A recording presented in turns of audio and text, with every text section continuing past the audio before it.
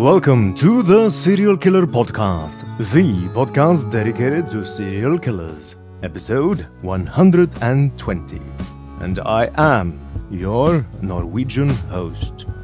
As some of my dedicated fans that follow the show on Facebook know, I got married this last weekend. I am very happy to finally being able to call my dear Thea my wife. I changed my name so that we both can have the same last names. My full name is now Thomas Rosseland Viborg Thun. In Norwegian parlance, that is pronounced Thomas Rosseland Viborg Thune. I sincerely hope you are doing well, my very dear listeners. Here in Norway, things are seemingly looking better every day, with extremely few people still in hospital, and our society is slowly getting back to normal operations. I know the United States is in dire straits at the moment, but it is my belief that things will soon take a turn for the better there as well. In any case, please use this episode as a welcome distraction from all the terrible news being served by the mainstream press 24 hours a day. I promise. No politics or punditry here on TSK. Tonight's topic takes us a bit north of the USA. We've been here before, you and I, dear listener. The land is that of maple syrup, vast wilderness, and quite a few notorious serial killers as well. I am, of course, talking about Canada. We travel again back in time. This time to the tail end of the golden age of serial murder, the 1980s. Our subject of tonight's exposé has a nickname, the Monster of the Miramichi. He murdered at least 5 human beings, and his name is Allan Joseph Legere. This part is important. I know no one likes e-begging, and especially in these trying times. However, this podcast is 100% free to listen to, and I, as everyone else, have bills and audio engineers to pay. So if, and only if, you can afford a cup of coffee from your local cafe, consider donating the same amount on patreon.com/The Serial Killer Podcast to support your humble host. Donating on Patreon does not come without benefits.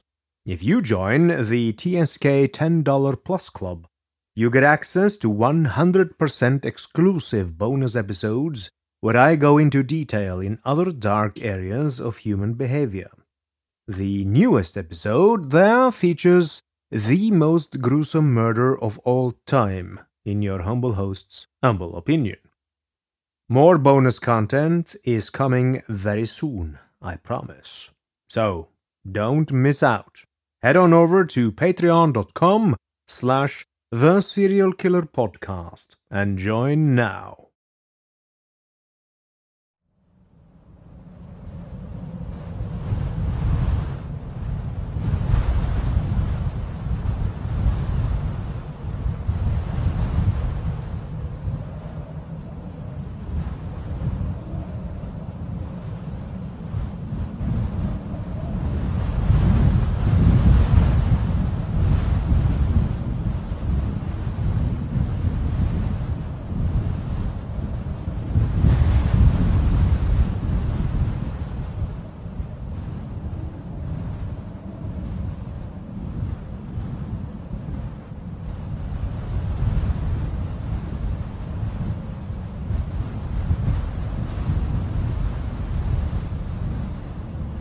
Imagine, if you will, dear listener, being whisked away to the northeast of Canada. There is a province there called New Brunswick, and the largest city of this weather-worn coastal place is Miramichi. Its nickname is Canada's Irish capital, due to its many citizens of Irish heritage. The city sits at the mouth of the Miramichi River, where it enters Miramichi Bay. It's a very picturesque city. If you've read, as I have, any Stephen King novels or short stories, you will know what kind of place it is. Very idyllic, very pretty, and under all that charm, a dark and sinister underbelly. Miramichi's most notorious example of the latter came screaming into this world just 3 years after the end of World War II. Allan Joseph Legere was born on the 13th of February 1948 in Chatham, a suburb of Miramichi. From a very early age, he did not have a father. His father left his small family early on. Left was Allan with a single mother and a younger brother. From very early on, records show that Allan Legere was a normal kid and loved his family. This being the 1950s, being a single mother was very uncommon, and the small Legere family had trouble getting by financially too. Working and taking care of a family was even more challenging for a single mother back in those days than it is today. But the three of them managed as best they could, although they certainly was marginalized in the community. Allan attended the local town school, along with his younger brother, and made a few friends. However, even from a very early age, things were beginning to go wrong for Allan. The other children made fun of Allan and his younger brother due to their absent father, and he would often feel left out at school events when he would see other children coming with both parents, while only his mother was in attendance. Allan was a rather large kid, and he didn't experience the kind of physical bullying many other marginalized kids did. He did, however, experience what might be even worse, being left out and laughed at. What he did develop during all this was a bond with his younger brother, with whom he began to share stories of his day. The two Legeres became inseparable in their hardship. It did not take long for young Allan to develop a deep-seated anger against the community of his city. He began to feel that people were only there to laugh and make fun of others and weren't there to help or befriend. Oftentimes, in their small apartment in Chatham, Allan would sit and talk to his mother about his increasing hate against the community in general. Although his mother faced similar feelings of being left out and being on the margins of the community, she did not share or encourage her son's developing hatred. She would always reply with the same answer. People were there to love and should be treated with respect and care. Allan's mother tried her hardest to prevent his negative thoughts about the community. She didn't want him developing hatred towards his own people. She would tell him stories about the goodness of their people, stories of local Canadian heroes, and often share her own life stories. Unfortunately, Allan was not convinced. Each day in school, he and his younger brother would face a measure of ridicule from a group of other children who would try to gang up on Allan. His hatred turned into disillusionment as he began skipping school in an attempt to shirk away from most people. However, the principal called his mother due to his increasing absence from classes, and Allan was forced to attend class. Allan managed to complete school by the age of 16 when his younger brother was 15. It was around this time when the first big trauma hit the family, Allan in particular. A truck ran over his beloved younger brother, killing him on the spot. Allan had lost not only his brother, but his closest and only true friend. When his brother died, something else died inside Allan as well. By this point in time, relationships within the household had become very strained. His mother no longer had a soft spot for Allan, given the fact that he was not willing to find a proper job. Household expenses were increasing rapidly, and she was hugely frustrated at having to work and do everything by herself. The death of her youngest child completely shattered Allan's mother. She was heartbroken, and the fact that Allan was, in her view, not willing to support her financially just compounded her worries and mental problems. She told her son that the wrong person had been killed. It was Allan who should have died, not his brother. Unsurprisingly, this had a very strong mental impact on Allan.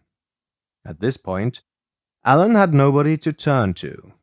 His mother, whom he had always considered a source of comfort, had begun to hate him in the past few years. He had no close friends, and had gone through a childhood of misery and ridicule, leaving him completely broken and socially inept. The hatred that he had harbored for the community was now reaching new heights, as he realized he did not fit in anywhere. As he saw it, he didn't care for anyone, and nobody cared about him either. He trusted no one, and nobody trusted him. The feelings of hate had begun to grow inside him to the extent that he decided to leave Chatham. He hated everything about his hometown. He moved just outside of Ottawa, to the town of Winchester. He tried his luck at car sales, and became a standard daily wage earner. His job was relatively simple, but early life Allan still had not forgotten the way he had been shunned by society. Success is restricted in the car sales business, as salesmen often clamber and resort to different tactics to get the upper hand on the competition. For Allan, this cutthroat industry was not one he could settle into easily. It could be relatively charming if he worked at it, but he had terrible social skills, and selling didn't come naturally to him. However, he worked hard, and selling cars was to be the only legal job he managed to keep in his life. Before we continue with the show, here is a word from my dear sponsor, Best Fiends. I'm working hard on my podcast, delivering true tales of serial killers to you, my very dear listeners. But even I need the occasional break. So, when I feel like I need a mental palate cleanser, my go-to refresher is Best Fiends. One very cool aspect of Best Fiends is that it never gets old. The game is updated monthly, with new levels and events. You can play it anywhere, on the subway, on a boat, or deep in the dark woods of the Norwegian wilderness. Engage your brain with fun puzzles and collect tons of cute characters. Trust me, with over 100 million downloads, this 5-star rated mobile puzzle game is a must-play. Download Best Fiends free on the Apple App Store or Google Play. That's friends without the R. Best Fiends. As with many other serial killers, Allan Legere had huge problems with the opposite sex. Women did not approach him due to his obsessive hate and radical beliefs against people, not to mention his very low prospects of career and money-wise. No friends and no girlfriends left him by and large a lonely figure in a society full of indifferent people. And so it was that Allan began to resort to crime. His hate fueled his crimes all the more, and he started with stealing. Petty theft proved to be a way for him to satisfy his hatred towards the people. He was now able to take items, including money, from unsuspecting individuals and leave with a sense of satisfaction for committing the crime. He was in his late 20s at the time and not really very good at stealing. He was often caught in the act and beaten as a result. However, the beatings did little to deter Allan from his desires of exacting revenge on the world. Whereas he had to live on a meager salary from being a car salesman, he was now able to afford more expensive items due to his petty thefts. He began hitting on women more aggressively, oftentimes trying to force them into sexual acts. He attempted rape as well, though it is unclear whether he was ever apprehended on rape accusations or not. No records exist showing Allan Legere's prior convictions on rape. Furthermore, his petty thefts had escalated into beatings for those who tried to resist him. Legere was now stealing in broad daylight, and he had moved on from pickpocketing to daylight robbery and snatching. He would often threaten his victims with a knife. However, his success as a thief was short-lived. Unlike most thieves who learn their trade and sleight of hand from a very early age, Allan Legere had begun stealing as he approached his 30s. As a result, he was clumsy and easy to spot. He was an outcast living in an extremely cohesive society, which made it difficult for him to adjust. In his mid-30s, and still not having settled with a job or a family to speak of, he lived alone on a farmhouse in Inkerman, just an hour north of Miramichi. Each day was a struggle, as he found it extremely difficult to adjust according to the requirements of most people. Even the people at the car dealership where he worked would make fun of him and laugh at him. He was unable to rise up the ranks or sell a lot of cars and remained an average salesman until the day he quit. That day came shortly before Allan turned 37. He was not interested in working anymore, having been ridiculed his entire life. Decided that he'd had enough of both Winchester and his colleagues. As a result, he handed in his resignation, packed his belongings, and left the farmhouse. This time, he went to Black River Bridge in the Miramichi River Valley. Miramichi today is not the way it was back in 1986. It was made up of a number of small towns that were connected to each other via roadways, located at short distance from each other. Now, however, these towns have grown into one, forming Miramichi City. For this reason, it has been challenging researching where Legere was operating, as contemporary sources naturally use the original names of these small towns. But if you read up on Legere today, the literature will state he operated in Miramichi City. It was there that Allan Legere would transform from a pathetic small-time thief and car salesman and turn into what is still remembered with horror as the monster of the Miramichi. Mr. John Glendenning and his wife were a typical Canadian, that is to say pleasant, couple who owned a small shop and lived above it. A veritable mom-and-pop shop, if you will. They enjoyed meeting up with their customers and sharing tidbits of news and pieces of information with them. John Glendenning had no enemies to speak of and would open up the store quite early in the morning, attend to his customers, and chat with them each day. It was a simple life that he and his wife were living, and they enjoyed their simple and love-filled life immensely. Allan Legere was 38 years old at the time. He had little to nothing to show for his long career as a middling car salesman. What little savings he had collected while working in Winchester selling cars was now dwindling towards the end, and Allan was soon going to be broke. But he had devised a plan.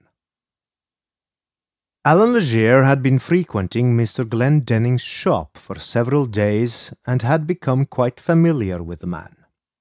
Mr. Glendenning suspected no ill intentions from Allan towards himself, his family, or his business, and being an elderly man of 66, he had no apparent reason to either.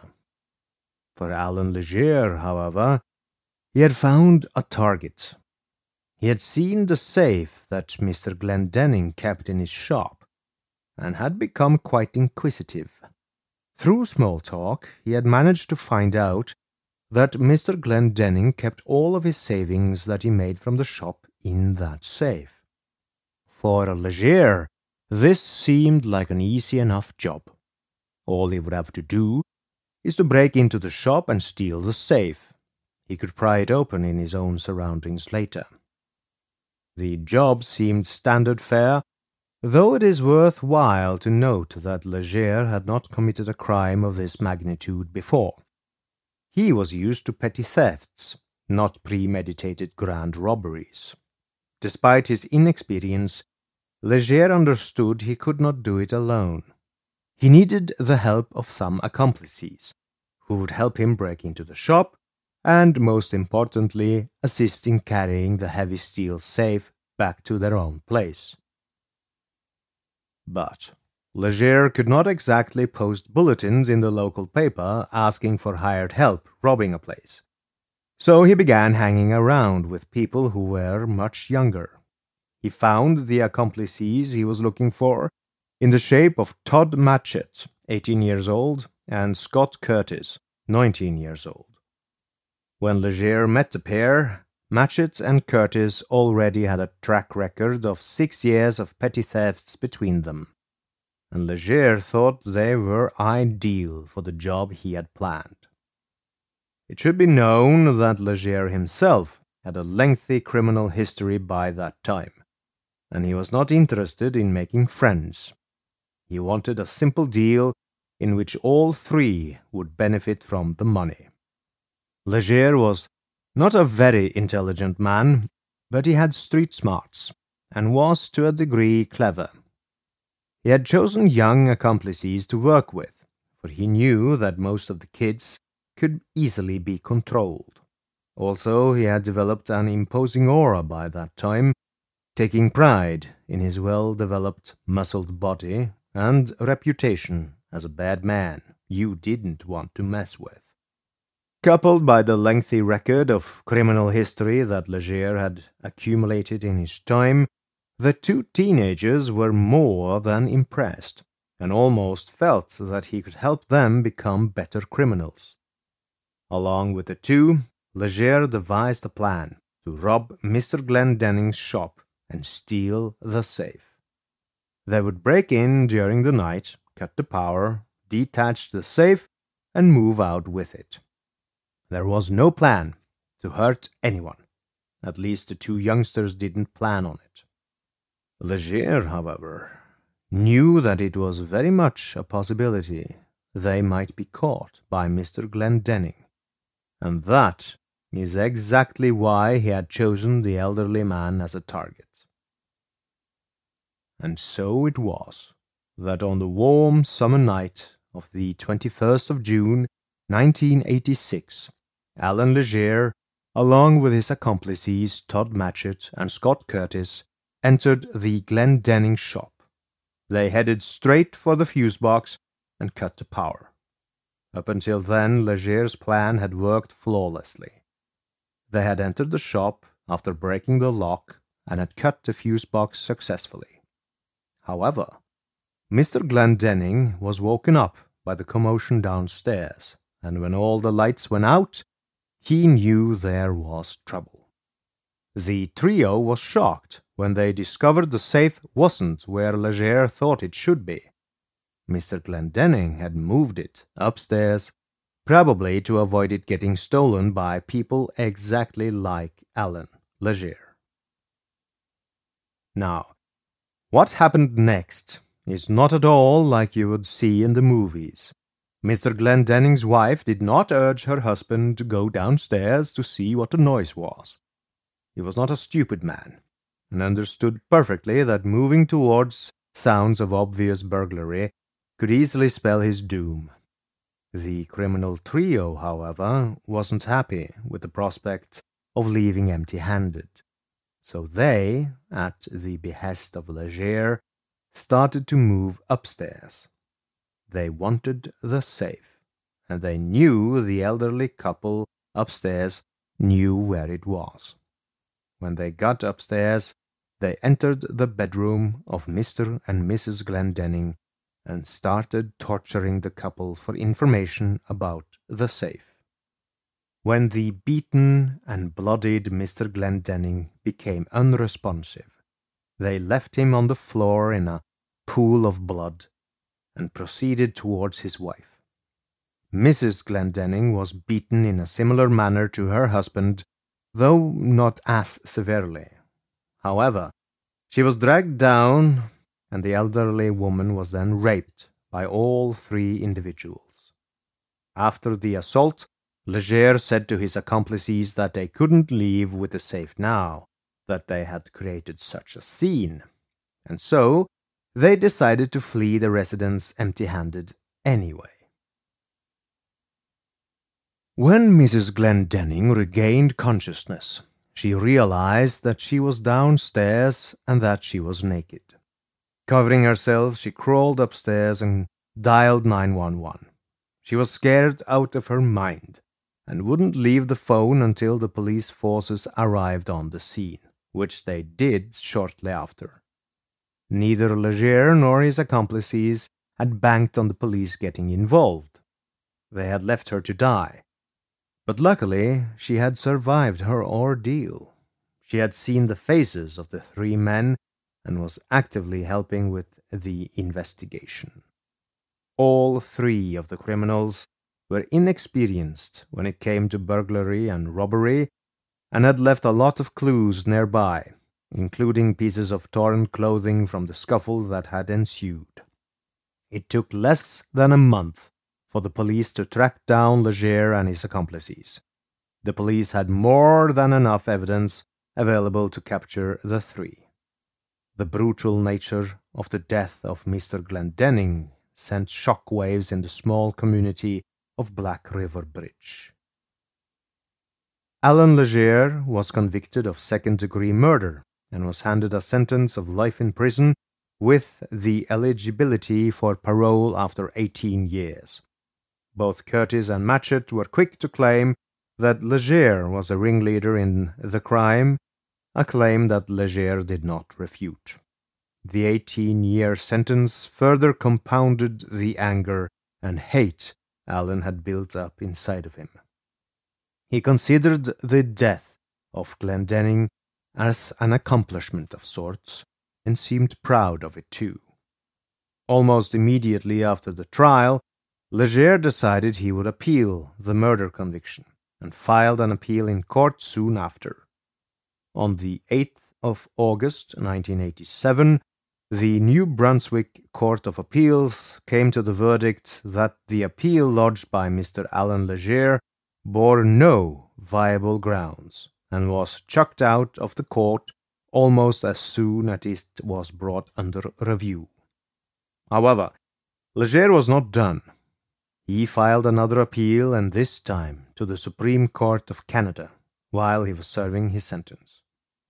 He had been serving for 2 years by then, and wanted out as soon as possible. But he did not have the means. Curiously, most of the people he had befriended at the prison referred to him as a master manipulator, and he was able to put his skills to use just a couple of years later. While in prison, he was visited by one of the most prominent lawyers of Canada, C. David Hughes.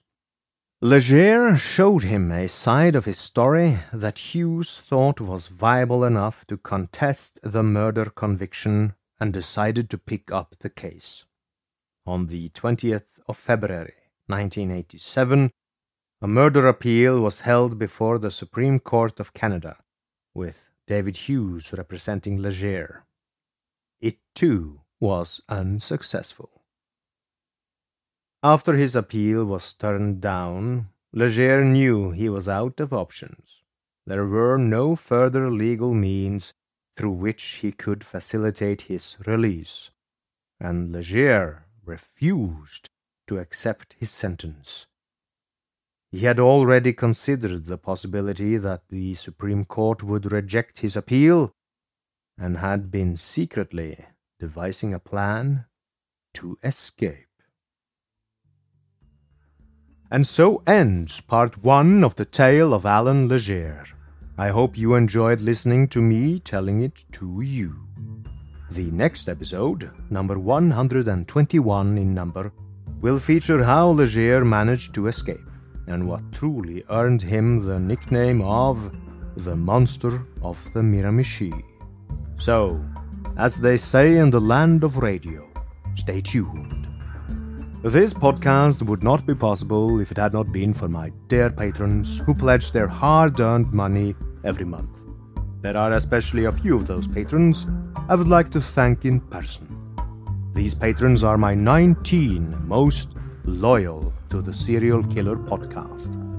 Many of them have contributed for at least the last 50 episodes, and their names are Maud, Amber, Anne, Cassandra, Evan, James, Jennifer, Kathy, Lisa, Lisbeth, Mark, Mickey, Monica, Philip, Russell, Samantha, Scortnia, Troy, and Zasha. You really help produce this show, and you have my deepest gratitude. Thank you.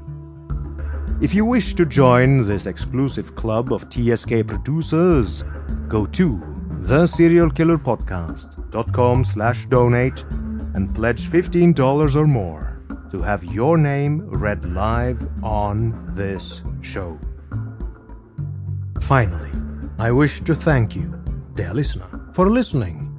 If you like this podcast, you can support it by donating on patreon.com/theserialkillerpodcast, by leaving a review on Apple Podcasts, facebook.com/theskpodcast, or by posting on the subreddit The SK Podcast. Thank you. Good night and good luck. Podcast One presents. This is a collect call from Sing Sing. My name is John J. Lennon. I'm locked up for selling drugs and committing murder. I'm also a contributor for Esquire magazine and the Marshall Project. So I'm a writer and I'm a prisoner. Imagine trying to stay focused and talk about issues of substance with geeks slamming, prisoners screaming, and PAs blaring in the background. Get new episodes every Wednesday on Spotify, Podcast One, and Apple Podcasts.